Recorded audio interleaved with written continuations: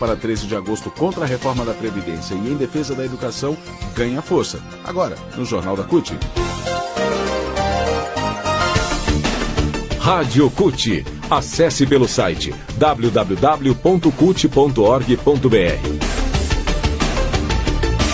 Com a liberação de mais 51 agrotóxicos esta semana, a lista de pesticidas autorizados somente este ano pelo governo Bolsonaro aumentou ainda mais. Agora já são 262 venenos na lista dos que podem ser fabricados, vendidos e utilizados no campo. 7 dos pesticidas autorizados nesta segunda-feira podem inclusive ser adquiridos em lojas de produtos agrícolas.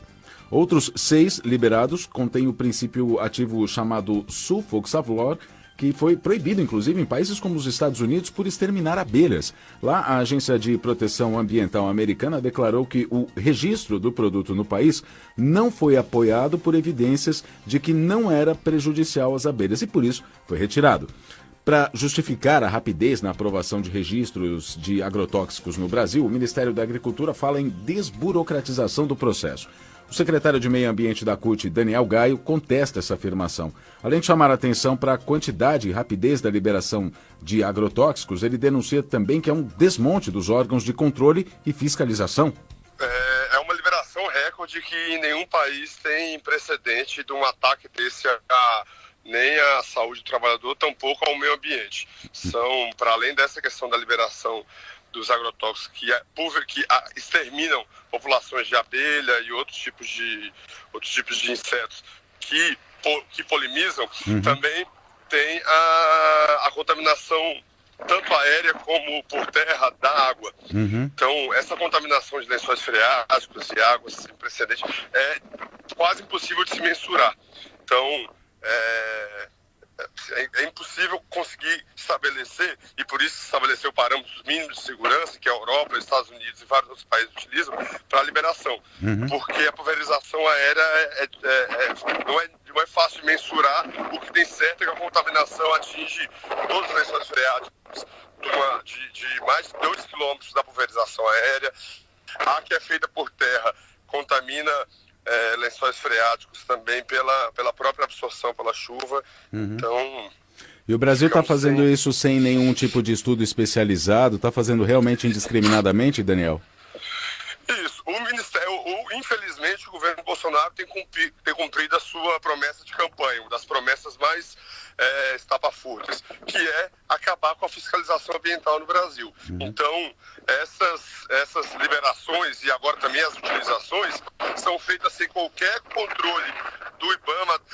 A própria Anvisa está sendo desmontada para impedir o mapeamento e o controle desse tipo de uso de substância e, inclusive, a venda. A gente começa a identificar o que no Brasil já existia, mas pelo menos começava-se a estruturar uma política de controle, desestruturou essa política de controle. Então, a venda de agrotóxicos, até os não proibidos, mesmo mais do que esses 260 já permitidos novamente. Esses proibidos estão sendo utilizados em larga escala, principalmente na Amazônia. A secretária de Saúde do Trabalhador da CUT, Madalena Margarida Silva, também vai falar sobre o assunto aqui com a gente no Jornal da CUT. Ela avalia como criminosa a velocidade com que Bolsonaro lança decretos e propostas que ferem os direitos dos trabalhadores e colocam, de alguma maneira, a vida deles em risco. Ele tem uma produção muito rápida de leis, de decreto, de tudo relacionado, de modo que tira o direito dos trabalhadores, de modo que em nome da desburocratização, da flexibilização, ele acaba comprometendo a vida de milhares de pessoas. Né? Não só de pessoas, agora animais também, né? O meio ambiente, a flora né? toda, o meio ambiente, porque tudo prejudica. Então, a gente não está falando só da vida de humanos, da vida de trabalhadores, mas compromete também a vida de outros dos animais, a gente compromete os lençóis freáticos, a gente compromete a própria produção, né? Apesar de se ter muito material produzido, ainda sobre agrotóxicos, sobre transgênico, tudo isso que está sendo liberado de uma forma muito rápida, o mal que isso causa no nosso organismo. Então, se você é exposto ao agrotóxico agora, daqui a um ano ele pode aparecer algumas coisas no seu corpo, mas pode ser daqui a 15 anos, daqui a 20 anos. Então, é muito difícil você comprovar, né, que foi intoxicado, que a sua saúde está prejudicada por conta do agrotóxico. E quem ganha com isso? Nas costas do sofrimento dos trabalhadores e do adoecimento, quem está ganhando é o agronegócio, né? Aqueles maus empresários que o único objetivo deles é acumular capital. Não importa se estão destruindo o meio ambiente, não importa se estão destruindo vidas, se estão tornando a pessoa incapaz para o trabalho, não importa. A única coisa que importa para eles é acumular dinheiro, capital, terra, em detrimento ao sofrimento de tantos trabalhadores. A indústria farmacêutica, a gente pode colocar nesse meio também como um setor que lucra muito com a liberação desses produtos, Madalena? Claro que pode. Mesmo porque quem produz o agrotóxico produz remédio para combater, né, a doença. É incrível isso. Uma cadeia, como é né, que a mesma empresa, né, pode produzir o agrotóxico, o componente dos agrotóxicos e ao mesmo tempo produzir remédio. Mas nós vamos voltar a falar de todo o risco que envolve os agrotóxicos. O Daniel Gaio, secretário de Meio Ambiente da CUT, ainda está aqui com a gente. Daniel, nessa lista liberada essa semana tem alguns produtos que podem ser vendidos nas lojas. O sulfoxaflor, por exemplo, aquele que foi proibido lá nos Estados Unidos, ele pode ser comprado em qualquer loja de insumo agrícola, né? Qualquer loja de produto agrícola. Isso é perigoso, Daniel? Sim, é perigoso demais, inclusive é perigoso para toda a cadeia de produção que a gente relata, porque muitos desses agrotóxicos, inclusive, são vendidos fracionados. Então, os próprios trabalhadores que trabalham nessas empresas, essas agropecuárias, muitas vezes fracionam esses agrotóxicos para vender para pequenos produtores. Então, mesmo os trabalhadores do comércio e serviços, ou seja, os trabalhadores que trabalham vendendo essa mercadoria, também sofrem contaminação e não tem qualquer tipo de regulamentação para EPIs, para esse tipo de venda, essa venda parcelada como está acontecendo. Então, tem a contaminação aí, tem a contaminação dos trabalhadores de comércio e serviço, a contaminação no transporte, a contaminação direto dos produtores, a contaminação de quem vende os produtos também, depois de produzidos. Então, são várias cadeias, assim, toda a cadeia de produção está contaminada e a boa parte delas, sequer regulamentação sobre EPIs tem. Muito bem, nós falamos então sobre a liberação de agrotóxicos no Brasil. Foram 51 essa semana, totalizando 262 somente este ano pelo governo de Jair Bolsonaro.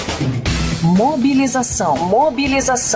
O Dia Nacional de Mobilizações, Paralisações e Greves contra a Reforma da Previdência e em Defesa da Educação, que começou com a Confederação Nacional dos Trabalhadores na Educação, a CNTE, convocando uma greve nacional da educação para o dia 13 de agosto, ganha mais força e adesões cada vez que Bolsonaro anuncia uma nova medida contra a educação pública e os direitos da classe trabalhadora.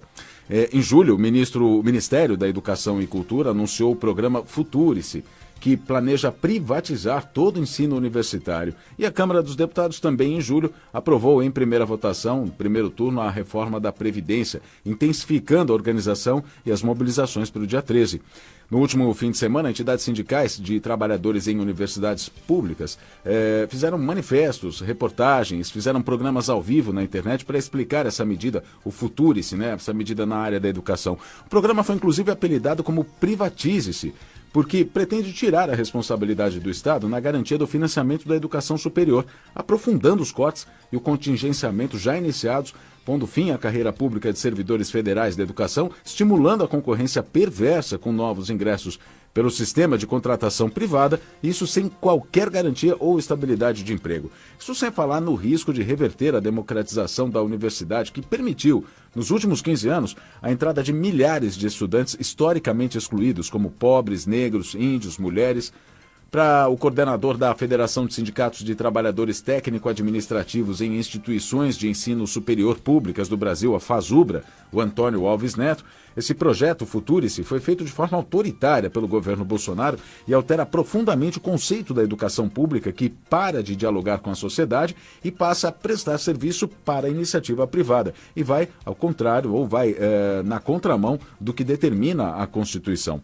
O dirigente da Fazubra disse também que as entidades sindicais do setor vão apresentar um projeto de valorização da educação universitária pública de qualidade e também planejar uma agenda de mobilizações contra essa medida e pela aposentadoria para depois do dia 13.